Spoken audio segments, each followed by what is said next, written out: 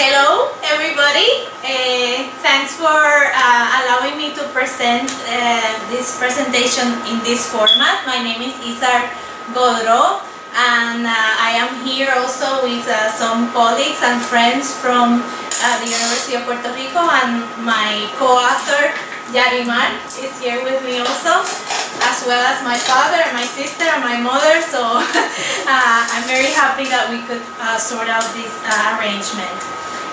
The title of the presentation is The Open Question of Race, Non-Sovereign Scripts and Messy Racial Subjectivities in Contemporary Puerto Rico.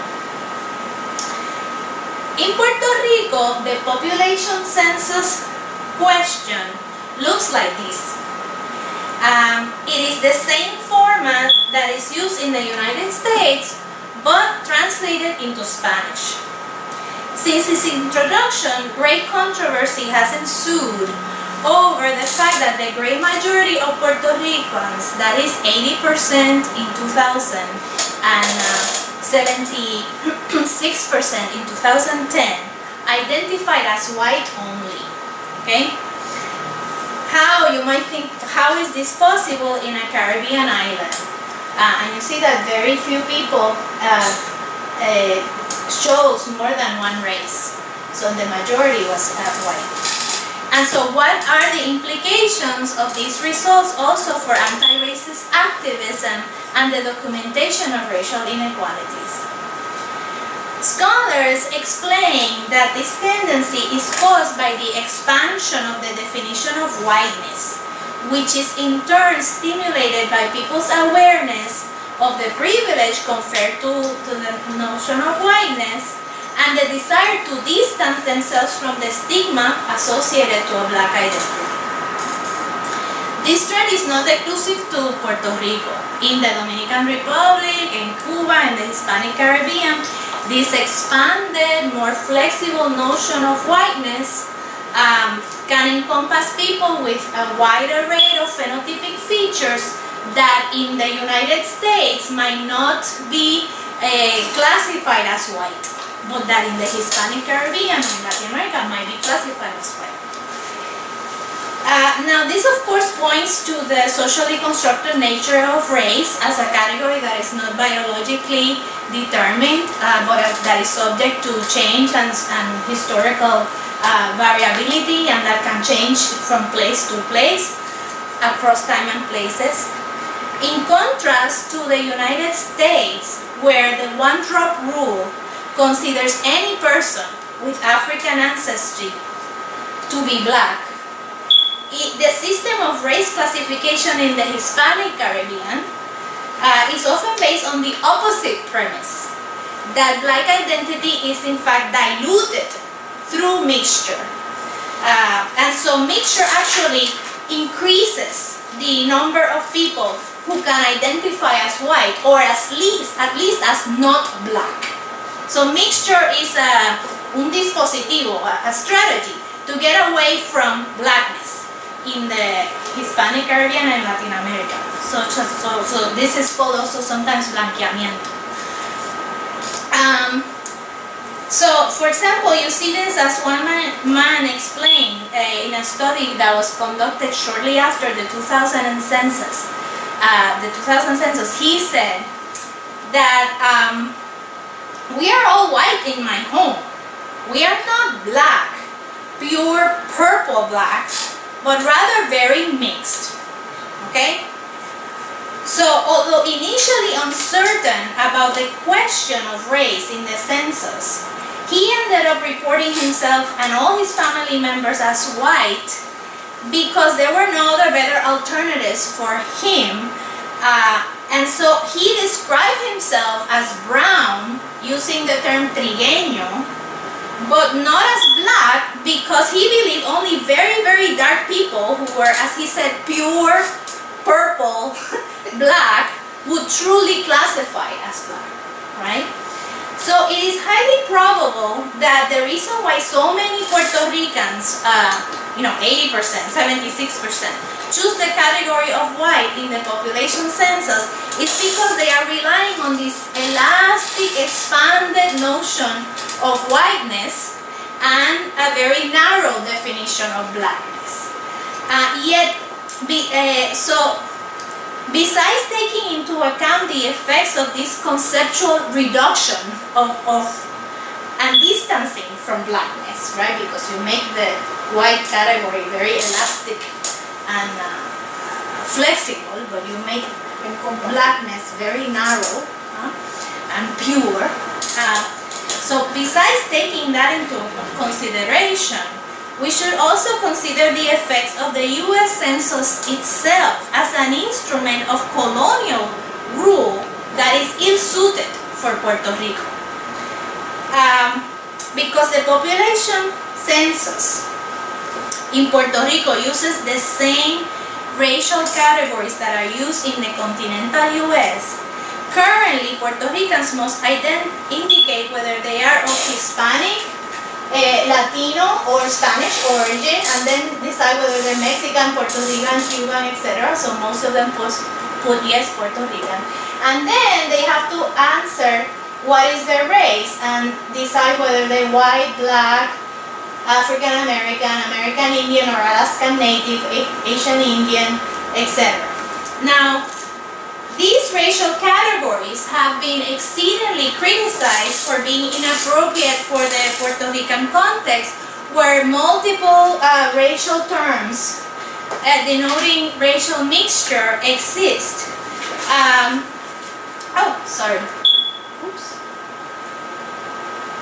There we go. So these are some of the terms that are used in Puerto Rico to denote various different types of phenotypic combinations of features, hair shape, tone, skin tone, etc. However, these local terms, although used by individuals and everyday interactions, have not been incorporated into local demographic instruments or strategies for collecting information on race. Now, what we have is this imposition of U.S. categories. And that really reveals the pitfalls of a long-standing colonial dilemma between the U.S. and Puerto Rico. Puerto Rico was originally colonized by Spain, but was acquired by the United States in 1898. In 1952, Puerto Rico was removed from the UN list of non-self-governed territories, but it is still considered foreign in a domestic sense, with U.S. federal legislation and institutions applied in an uneven and ad hoc way.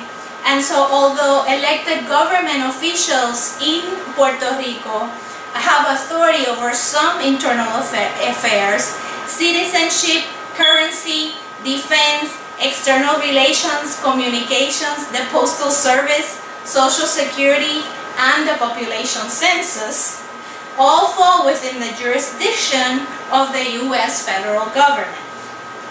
In this neo-colonial context, the ability of the local government to extend its own influence over demographic instruments so that they can reflect local terms, local needs, and traditions is very limited. So as a result, the capacity for tracking the effects of racism in Puerto Rico and among Puerto Ricans is highly compromised when you have this imposition of categories. But then another, perhaps bigger challenge is the fact that the local government, from the local government's point of view, assessing the impacts of racial inequalities is not a great issue of concern. Okay?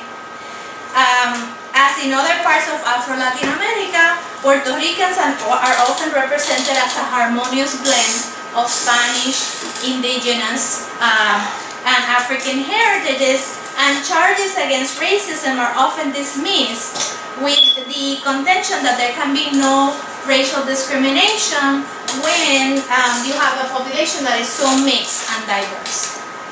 Hence, not only are U.S. Census racial categories considered inappropriate for Puerto Rico, but the mere act of asking about race itself can also be considered an irrelevant colonial imposition in Puerto Rico. as a woman commented in a study about the census, I continue to ask myself why the census wants to know the number of white and black people in Puerto Rico.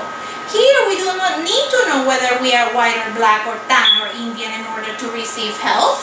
We are all children of God. Now, scholars have shown that modern states play a crucial role in the construction of racial subjectivities. Now, you think of yourself as a racial subject. However, in the context of a non-sovereign territory like Puerto Rico, the process by which state bureaucracies, be them local state bureaucracies or federal state bureaucracies, help to naturalize racial identities is not consistent, enduring, or fixed. Although racial hierarchy that privileges whiteness over blackness is alive and has been well documented in everyday practices in the literature, Puerto Ricans have not been provided with official identity scripts as to how they should identify in that hierarchy for demographic purposes or for statistics or for surveys. With no affirmative action policies in place, few local agencies in Puerto Rico collect this data. And when confronted with the inadequacy of the U.S. categories in other federal forms or protocols, the tendency is to dismiss the question of race or not collect the data at all. So, given the inadequacy and strong rejection to U.S. formulated questions of race, on the one hand, and the absence of local government scripts that don't provide an alternative racial identities, nor a reason for eliciting them or asking for them, how do Puerto Ricans make sense then of this question? So recently, my colleagues here, Daddy Mar Bonilla, conducted a survey that revealed thought-provoking results on this issue.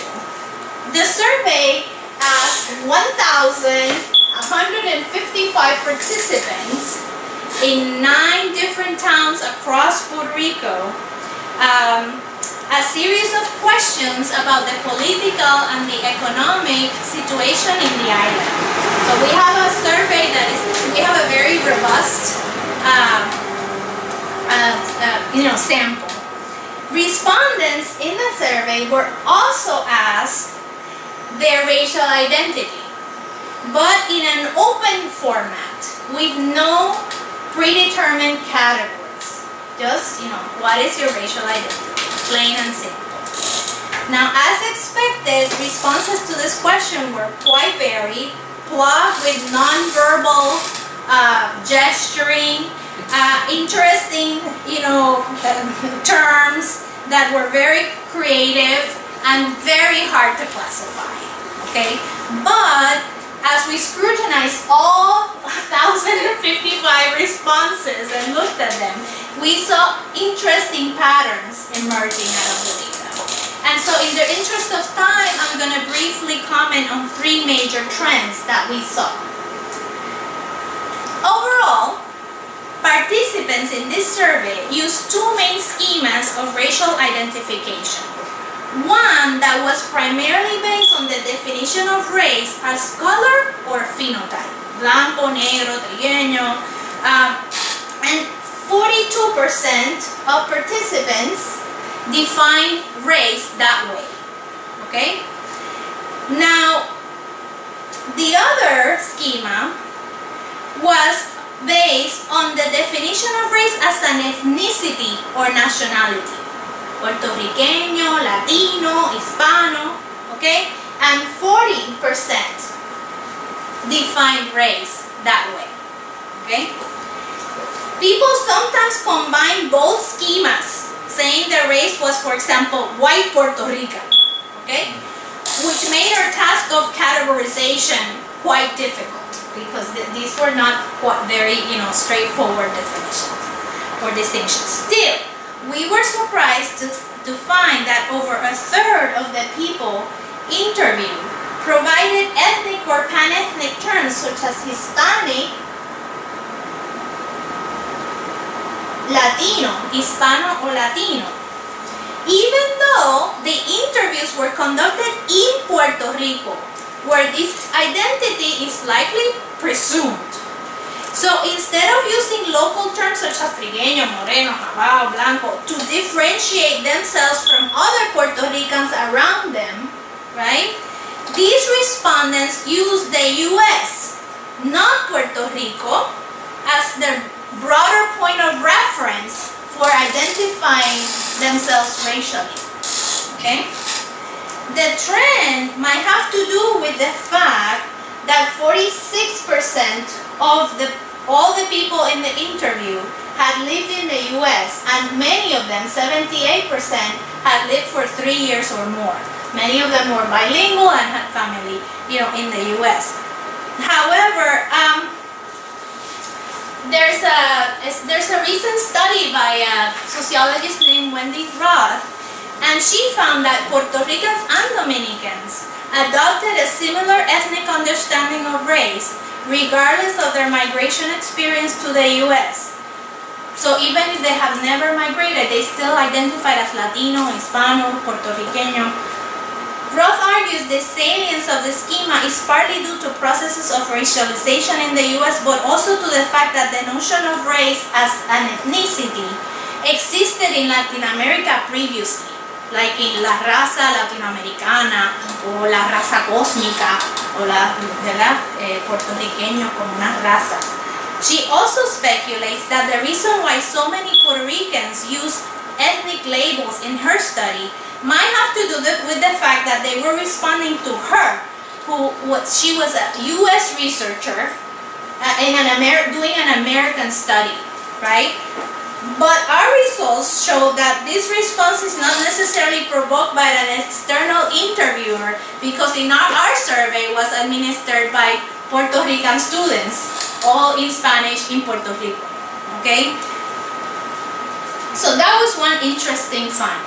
Another interesting finding is that although 42% of the people interviewed use racial terms, right, negro, blanco, trigueño, indio, only a small percentage of respondents used the opportunity to state that they were mixed or to use local terms, okay?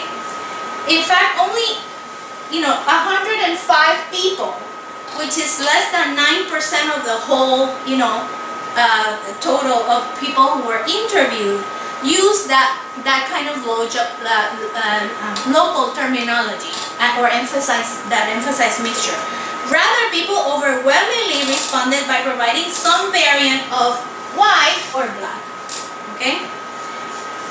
With the white variant conforming more than half of the total number of people who responded to the question with a racial, schema.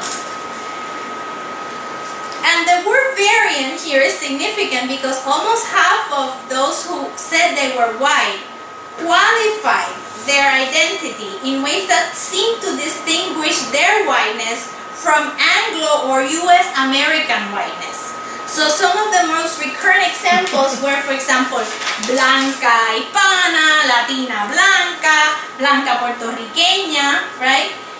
But we also see other really interesting ones like blanca quemada, blanca pero soy mezclada, blanca café con leche, white Puerto Rican although I like black men, a mí me gustan los negros, me tratan como negro pero soy blanco, like all these qualifications of whiteness.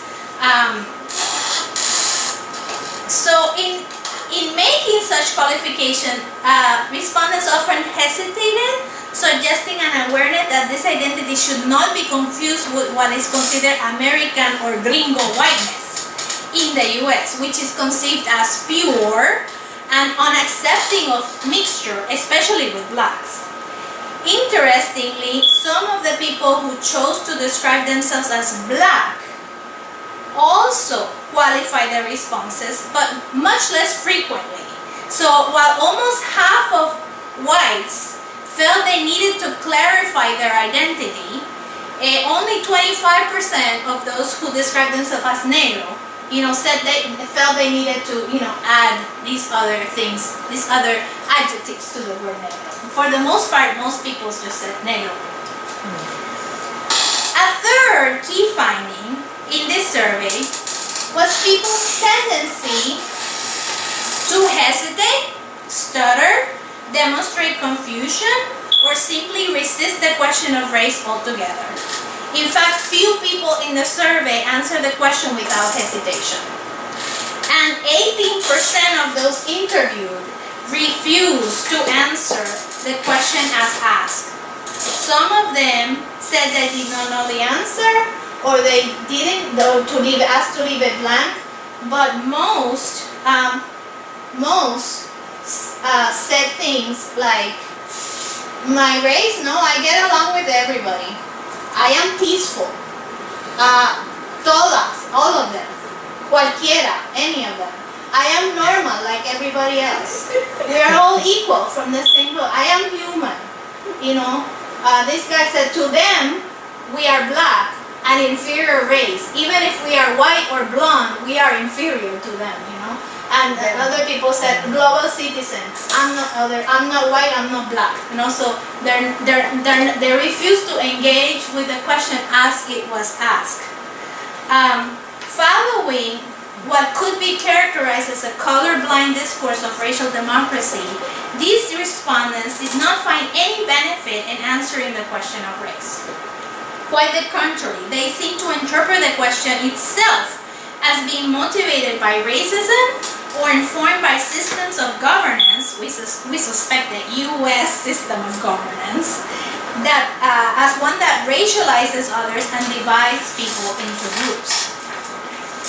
So, to summarize, I have argued that Puerto Rico's colonial situation and the inadequacy of U.S. Census racial categories makes documenting structural racism and its effects among Puerto Ricans a very difficult task. To address this issue, scholars and activists, myself included and other of my colleagues who are present here, have proposed to develop culturally appropriate instruments and categories that can produce more reliable results to track the effects of racism in the island.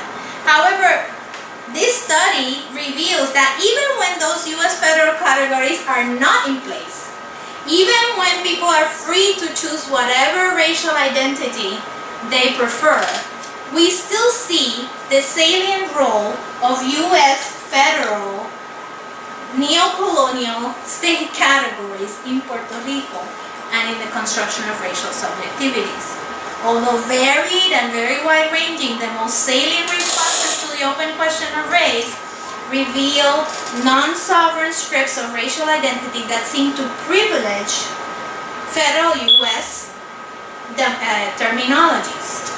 At the same time, we find these processes are characterized by verbal and non-verbal expressions of hesitation, unease, caution, critical apprehension, and distrust towards this distant but present and observing U.S. government that seems to dictate what is the correct answer. Okay? The respondents, for example, these respondents make this very evident of sort of an imagined other that is, that is dictating what the correct response is. And, they say, well, I guess I'm Latina, I suppose, soy trigueña, pero se pone blanco. ¿Qué raza? Hispano, pues hispano será. So you see them, they are trying to make sense of the question vis-a-vis, this imagined other U.S. system. So, although schools in Puerto Rico teach students from early on that Puerto Ricans are a mixture of three races, local notions of mixture and terms to denote degrees of blackness or darkness along the continuum of such mixture seem to operate more as qualifiers or addendums to the hegemonic U.S. federal categories of Latino, Hispano, white, and black, more as addendums than as racial descriptors in their own right. In a place where people haven't been coached to think about race as a formal identity of power or governance, and where there are no local affirmative action policies in place, when asked to use race to describe themselves, people refer to the metropolis they know does this best, which is the US. Where does this then leave us in terms of finding a solution for documenting racial inequalities in Puerto Rico and among Puerto Ricans? I do not have the answer to this question, but perhaps rather than framing the struggle for social justice in terms of a colonial versus a national way, or a Puerto Rican versus a US way, we should focus on how to channel the distrust and rejection of US racializing schemas into practices that help dismantle their pernicious effects, both at US stateside context, but also here at home in Puerto Rico. That is all. Thank you very much. Muy bien.